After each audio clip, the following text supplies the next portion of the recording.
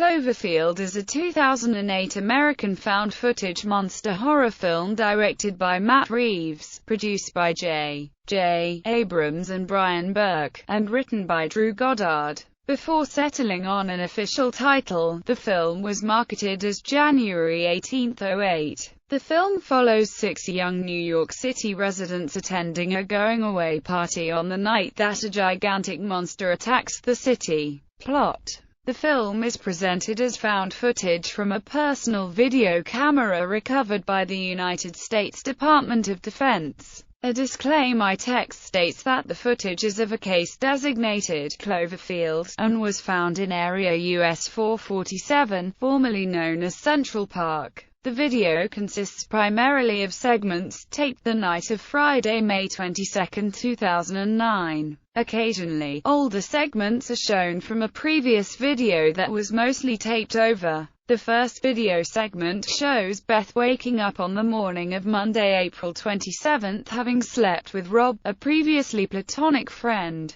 who is filming her. They make plans to go to Coney Island that day. The footage then cuts to Friday, May 22, when Rob's brother Jason and his girlfriend Lily prepare a farewell party for Rob, who will be moving to Japan. Their friend Hud uses the camera to film testimonials during the party. After Beth has an argument with Rob and leaves the party, an apparent earthquake strikes, and the city suffers a brief power outage. The local news reports an oil tanker capsized near Liberty Island. When the partygoers leave the building, the heavily damaged head of the Statue of Liberty is hurled into the street in front of them. Hud records what appears to be a large creature several blocks away, which collapses the Woolworth building. Later, during the evacuation of the city, a gigantic tail destroys the Brooklyn Bridge, killing Jason and several other people. News reports show the Army National Guard's 42nd Infantry Division attacking the monster, and smaller, parasite creatures falling off its body and attacking nearby pedestrians and soldiers. Rob listens to a phone message from Beth, saying she is trapped in her apartment and unable to move. Going against the crowd, Rob, Hud, Lily, and Marlena venture to Midtown Manhattan to rescue Beth. They get caught in a battle between the monster and the National Guard before running into the Spring Street station, where they are attacked by several of the parasite creatures inside the subway tunnel. Marlena is attacked and bitten by one of the creatures. Exiting the subway via the 59th Street station, the four come across a command center and field hospital, where Marlena dies from the bite. One of the military leaders tells the group when the last evacuation helicopter will depart before the military executes its hammer down protocol, which will destroy Manhattan in an attempt to kill the monster. The group eventually rescues Beth, who was impaled on exposed rebar. The four make their way to the evacuation site, where they encounter the monster once more over Grand Central Terminal. Lily is rushed into a departing Marine Corps helicopter and escapes. Moments later, Rob, Beth, and Hud are taken away in a second helicopter and witness a U.S. Air Force B-2 Spirit bombing the monster. The monster falls, then lunges at the protagonist's helicopter, causing it to crash into Central Park. The film skips to Saturday, May 23, with a voice on the crashed helicopter's radio warning that the hammer-down protocol will begin in 15 minutes. The three friends regain consciousness and flee the helicopter, but the creature suddenly appears and kills Hud. Rob and Beth grab the camera and take shelter under Grey Shot Arch in Central Park. As air raid sirens begin to blare and the bombing starts, Rob and Beth take turns leaving their last testimony of the day's events. The bridge crumbles and the camera gets knocked out of Rob's hand, and gets buried beneath some rubble. As the air raid approaches, Rob and Beth each proclaim their love for each other just before another bomb goes off, at which point the herd screaming while the monster roars in pain, presumably killing them both. The film then cuts to the footage of Rob and Beth's Coney Island date on April 27.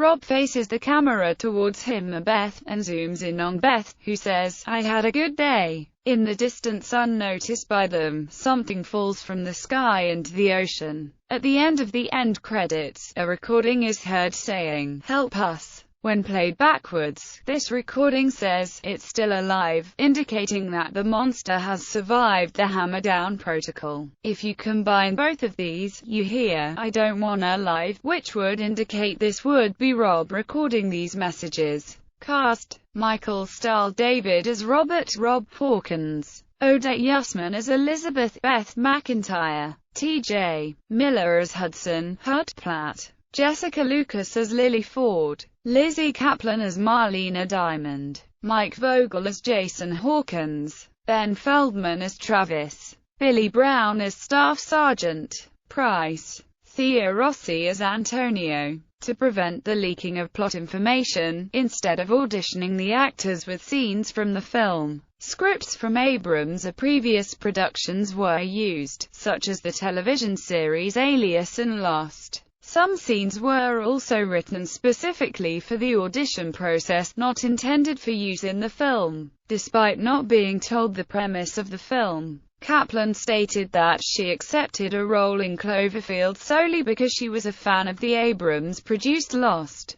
and her experience of discovering its true nature initially caused her to state that she would not sign on for a film in the future, without knowing full well what it is. She indicated that her character was a sarcastic outsider, and that her role was physically demanding. Production development: J. Abrams thought up a new monster after he and his son visited a toy store in Japan while promoting Mission Impossible 3. He explained, "We saw all these Godzilla toys, and I thought, we need our own American monster, and not like King Kong. I love King Kong. King Kong is adorable, and Godzilla is a charming monster. We love Godzilla. But I wanted something that was just insane and intense." In February 2007, Paramount Pictures secretly greenlit Cloverfield, to be produced by Abrams, directed by Matt Reeves, and written by Drew Goddard. The project was produced by Abrams' company, Bad Robot Productions. The visual effects producer was Chantal Fegley. The severed head of the Statue of Liberty was inspired by the poster of the 1981 film Escape from New York, which had shown the head lying in the streets in New York. According to Reeves, it's an incredibly provocative image, and that was the source that inspired producer J. Abrams to say, "Now this would be an interesting idea for a movie title." The film was initially titled Cloverfield, however, this changed throughout production before it was finalized as the original title. Matt Reeves explained that the title was changed frequently due to the hype caused by the teaser trailer. That excitement spread to such a degree that we suddenly couldn't use the name anymore. So we started using all these names like Slusho and Cheese, and people always found out what we were doing. The director said that Cloverfield was the government's case designation for the events caused by the monster, comparing the titling to that of the Manhattan Project. And it's not a project per se, it's the way that this case has been designated. That's why that is on the trailer, and it becomes clearer in the film. It's how they refer to this phenomenon, or this case, said the director. The film's final title, Cloverfield, is the name of the exit Abrams takes to his Santa Monica office. In turn, the road used to lead to the Santa Monica airport, which originally bore the name Cloverfield. One final title, Grayshot, was proposed before the movie was officially titled Cloverfield. The name Grayshot is taken from the archway that the two survivors take shelter under at the end of the movie. Director Reeves said that it was decided not to change the title to Grayshot because the film was already so well known as Cloverfield. The film received a subtitle in Japan, where it was released as Cloverfield, Hakaisha. The subtitle, Destroyer, was chosen by Abrams and was translated into Japanese as Hakaisha by Paramount Japan at his request. The subtitle Kishin was chosen for the manga spin-off, Cloverfield, Kishin, released exclusively in Japan. production. The casting process was carried out in secret, with no script being sent out to candidates. With production estimated to have a budget of $30 million,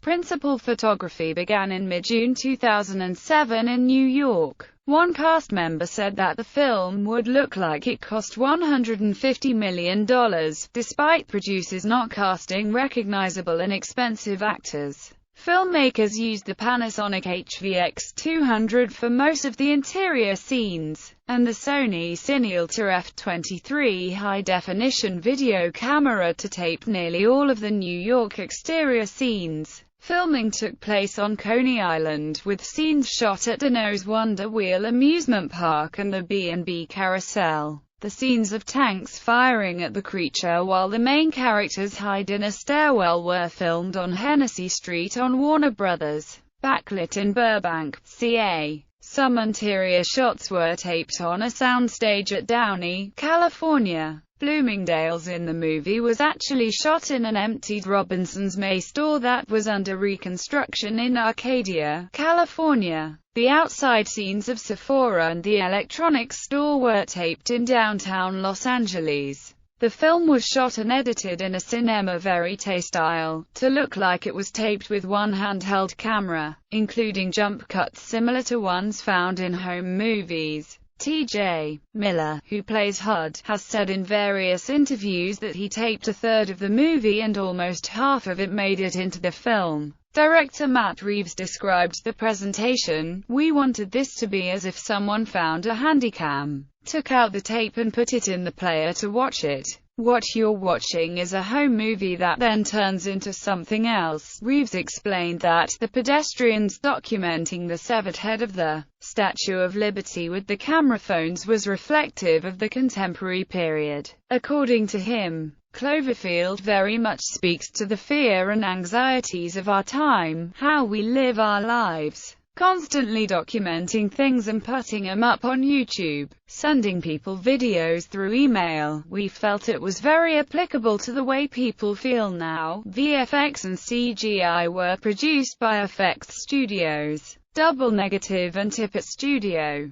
Several of the filmmakers are heard but not seen in the film. The man yelling, "Oh my God," repeatedly when the head of the Statue of Liberty lands in the street is producer Brian Burke. In director Matt Reeves' voice, the whispered radio broadcast at the end of the credits. After viewing a cut of the film, Steven Spielberg suggested giving the audience a hint at the fate of the monster during the climax, which resulted in the addition of a countdown overheard on the helicopter's radio and the sounding of air raid sirens to signal the forthcoming hammer-down bombing. Style of cinematography: the film's shaky camera style of cinematography, dubbed La Shakily Queasy Cam by Roger Ebert, caused some viewers to experience motion sickness, including nausea and a temporary loss of balance. Audience members prone to migraines have cited the film as a trigger. Some theaters showing the film, such as AMC theaters, provided posted and verbal warnings, informing viewers about the filming style of Cloverfield, while other theaters like Pacific Theaters just verbally warned customers in detail at the box office about experiencing motion sickness upon viewing the film and what to do if they had to step out and vomit.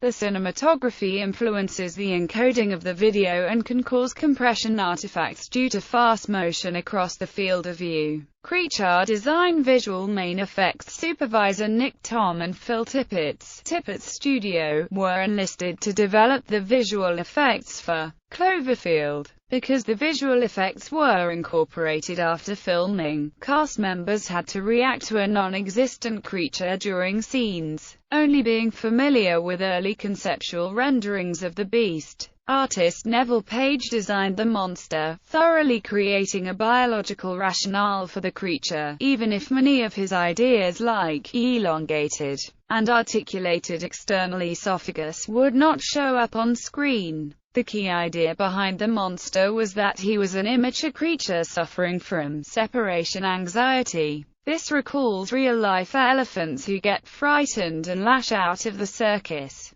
because the director felt, "There's nothing scarier than something huge that's spooked."